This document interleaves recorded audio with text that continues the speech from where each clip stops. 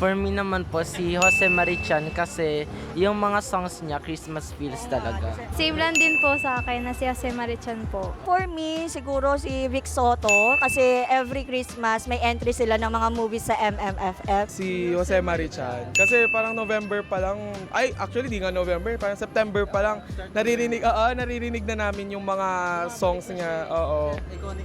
Papakita na siya eh. Tsaka, May mga teasers. yung mga memes sa Facebook, pagpatak na September, siya agad yung laman. Si Jesus, birthday niya. Hindi kasi 'di ba pag Pasko, yung birthday niya talaga yung sineselebrate natin, yung kapanganakan ng Panginoon. So yan talaga yung Pasko, yung diwa ng Pasko, yung pagmamahalan, 'di ba? Although nagmamahal naman tayo everyday, but mas lalong talagang napipil mo pag Pasko, parang ayaw mo magalit. Talagang pagmamahal yung gusto mo. Iparamdam lang sa mga tao.